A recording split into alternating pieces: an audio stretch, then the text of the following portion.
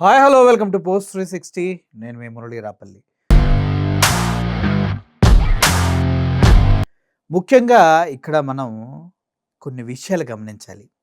ఎంతో కాలంగా ఒకరిని నమ్ముకొని కొంతమంది బ్రతుకుతూ ఉంటారు. వారి పర్సన్‌ని కావచ్చు, పార్టీని కావచ్చు, ఒక కంపెనీని కావచ్చు. ఎప్పుడైతే ఆ వ్యక్తిని నెగ్లెక్ట్ చేస్తామో ఆ వ్యక్తికి అర్థమవుతుంది మనం nothing to for that company or some party or some. ఆ టైంలో వాళ్ళ గుండె పగులుతుంది. బయటకొచ్చి మాట్లాడతారు. అదే రాజకీయ పార్టీలైతే ఇంకా బాధ ఎక్కువుంటుంది. ఎందుకంటే నీకన్నా పార్టీకి ఎనకొచ్చినోడు డబ్బులతోనో, లాబింగ్‌లతోనో, తార్చో వాడు ముందుకు వెళ్తుంటే నీ గుండె రగిలిపోతుంది. నేను పార్టీకి పెట్టిన ఖర్చు, కష్టం, తిరిగినటువంటి ప్రతి అడుక్కి నాకు లెక్క చెల్లించాలి. నేను ఎంత పని చేసా పార్టీ కోసం అనిపిస్తది. అదే రిప్యూటెడ్ పార్టీ వైఎస్ఆర్‌సీపీ కానీ, టీడీపీ కానీ ఇటువంటి పార్టీలైతే ఇంకా పెయిన్ ఎక్కువుంటది. సో, ప్రస్తుతానికి అధికారంలో ఉన్న పార్టీ కూటమి ప్రభుత్వంలో ఉన్నటువంటి టీడీపీ పార్టీకి సంబంధించినటువంటి ముఖ్యమంత్రి నారా చంద్రబాబు నాయుడు గారి పాలన కాబట్టి, ఇప్పుడు ఈ విషయాన్ని మీకు క్లియర్‌గా చెప్తాను. ఎన్టీ రామారావు గారి ఉన్నప్పుడు పార్టీలో చేరినటువంటి వ్యక్తి ఈయన. ఈయన గురించి చెప్పాలంటే ఆయన వయసు చూస్తేనే మీకు అర్థమవుతుంది ఎంత సీనియరో అని. పార్టీలో ఎప్పటినుంచో తనకున్న ఆస్తులు మొత్తం పక్కన పెట్టి, తనకున్న కమిట్మెంట్స్ అన్ని పక్కన పెట్టి, ఎప్పుడంటే అప్పుడు పార్టీ కోసం పనిచేసిన ఈ వ్యక్తిని ఇప్పుడు పార్టీ కనీసం పట్టించుకోవట్లేదంట. దానికోసం ఈ వయసులో ఆ వృద్ధుడు ఏడుస్తున్న ఏడుపు చూస్తుంటే, చంద్రబాబు నాయుడు సార్ మీ వయసే. మీరు అధికారం పోయినప్పుడు కొన్నిసార్లు అసెంబ్లీలో అక్కడ ఇక్కడ కూర్చొని ఏడ్చారు కదా! ఆ పెయిన్ మీకు తెలుస్తదనే ఈ వీడియో మీకు చూపిస్తున్నా. మన పార్టీ కోసం పనిచేసిన వాళ్ళని పట్టించుకున్నోడు కూడా నాయకుడు అనరేమో నాకు తెలిసి. అదే విషయం చిలకలూరిపేటలో ఉన్నటువంటి మురళీకృష్ణ చౌదరి కాంప్లెక్స్ లాగేసుకునే విషయంలో, అదేవిధంగా మనకు సంబంధించిన పార్టీ వాళ్ళు మనవల్నే చంపుకుంటూ తిరుగుతున్న తరుణంలో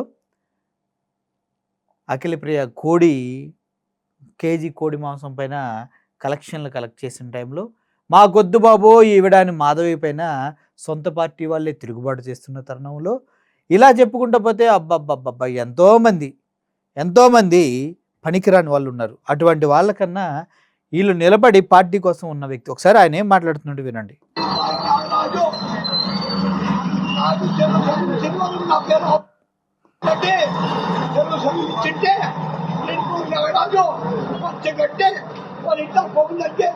నాకు ఇది పని చేస్తాడు ఇది ఆలోచించండి.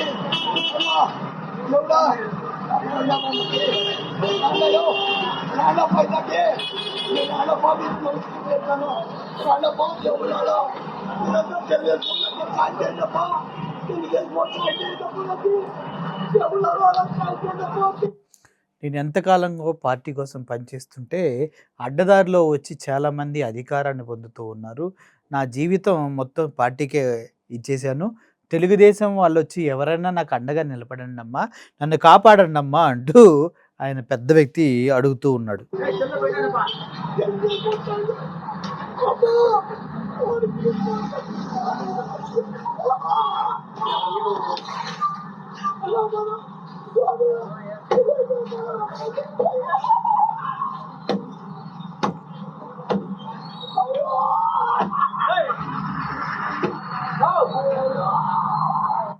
ఆయన బాధను చూస్తే ఏమనిపిస్తుంది? ఎంత వేదనతో ఆయన అక్కడ ఆ వయసులో ఏడుస్తూ ఉన్నారు.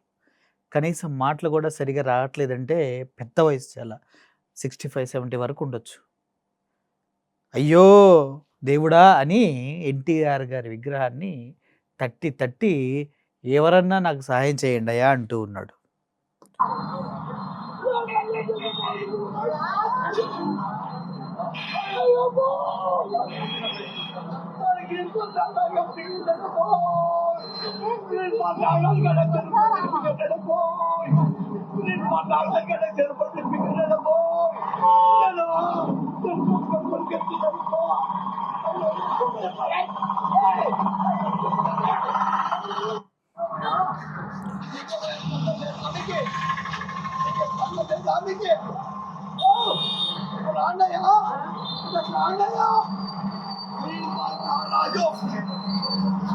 నాకు శనివారం నా పేరు అవునంటే సంబంధించింటే నేను నాగరాజు కట్టి వాళ్ళ ఇంట్లో పొందంటే నాకు ఇది పని చేశాడు ఇది ఆలోచించండి అమ్మా రాళ్ళ పైదకి రాళ్ళ బాబు రాళ్ళ బాబు ఉన్నాడు సాయం చేయండప్పా తెలుగుదేశం సాయం చేయండప్పా నాకు ఎవరో వాళ్ళకి సాయం చేయండప్పా తెలుగుదేశం సాయం అమ్మా వాడికి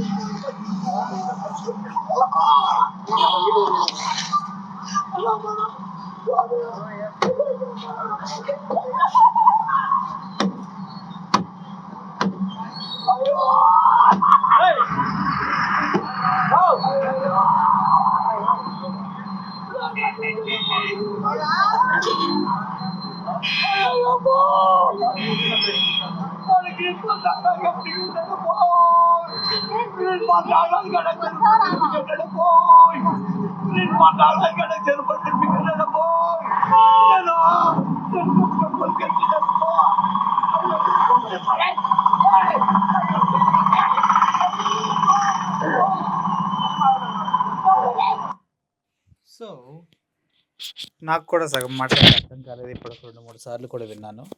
ఎందుకు అర్థం కాలేదంటే ఆయన చాలా దూరం నుంచి వీడియో తీసినట్టున్నారు.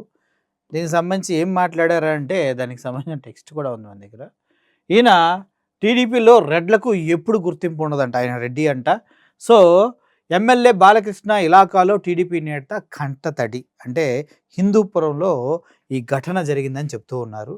లేపాక్షిలోని ఎన్టీఆర్ విగ్రహం ఎదుట ఆవేదన వ్యక్తం చేసిన టీడీపీ నేత ఆవుల రెడ్డి అన్న ఇక్కడ కమ్మ కాపుని కొట్టుకొని చేస్తున్నారన్న ఒక వారం నుంచి ఆ న్యూస్ కులాలకి బూస్ట్ ఇచ్చినట్టు ఎవడో కమ్మ కాపు చంపుకుంటున్నారు కొట్టుకుంటున్నారంటే ఆ న్యూస్ చేయకూడదని మేము చేయకుండా ఆపేసాం. ఎందుకంటే మత విద్వేషాలు కుల విద్వేషాలు రెచ్చగొట్టడం మా ఛానల్ యొక్క ఇంటెన్షన్ కాదు. అలా అని న్యూస్ని క్యాష్ చేసుకోవడం కూడా మా ఛానల్ ఉద్దేశం కాదు. వాస్తవాల్ని మీకు తెలియచేయటమే. అందుట్లో వాస్తవానికి కులాల మధ్య గొడవ కాదు, కానీ పార్టీలు దాన్ని అలా వాడుకుంటున్నాయి కమ్మ కాపు మధ్య అనేసి మేము దాన్ని పట్టుకోలేదు. కానీ ఇక్కడ చూసినట్లయితే పార్టీ కోసం కష్టపడ్డ ఒక వ్యక్తి ఆవేదన నాకు కనిపించింది. అది మీకు ప్రజెంట్ చేయాలని నేను అనుకుంటున్నాను. లేపాక్షి మండలం సిరివరం గ్రామానికి చెందిన ఆవుల రెడ్డి కొన్ని సంవత్సరాలుగా టీడీపీలో పనిచేస్తున్న తనను గుర్తించడం లేదంటూ ఆక్రోషంగా ఇలా చేశారంటూ ఉన్నారు. అది ఆక్రోషం కాదు, ఆవేదన. ఆక్రోషం వేరు, ఆవేదన వేరు. ఆక్రోషం అంటే కుళ్ళి కుళ్ళి కుళ్ళి చేసేది. ఆవేదన అంటే నా బాధ పట్టించుకోండి అయ్యా అని రిక్వెస్ట్ చేసేది. ఆ ఆవేదనకి చాలా వెయిట్ ఉంటుంది. అది తెలియకుండా ఎవడో ఇక్కడ ఆక్రోషం రాశాడు. సో పక్కన పెట్టేస్తే పాపం ఆవుల రెడ్డి అయ్యా ఇప్పుడు టీడీపీ గవర్నమెంట్ ఉన్నప్పటికి కూడా అందరికీ తెలియని విషయం ఏంటంటే 90% of the projects 90% of the government project YSRCP పార్టీలో అధికారంలో ఉన్నటువంటి కొంతమందికి కట్టబెట్టారు. టీడీపీ వారికి లేవు. ఆ విషయం అందరికీ తెలిసిన విషయమే.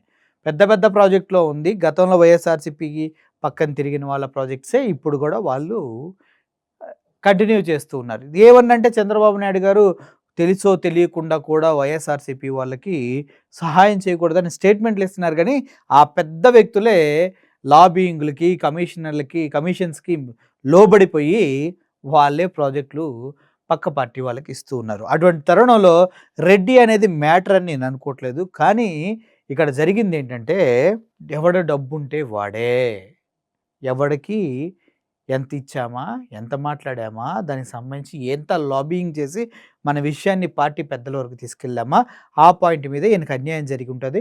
ఆ విధంగా ఈయన ఎన్టీఆర్ విగ్రహం దగ్గరికి వచ్చి తన ఆవేదనను, ఆక్రోశాన్ని కాదు ఆవేదనను వెళ్ళగక్కాడు. తప్పలేదు.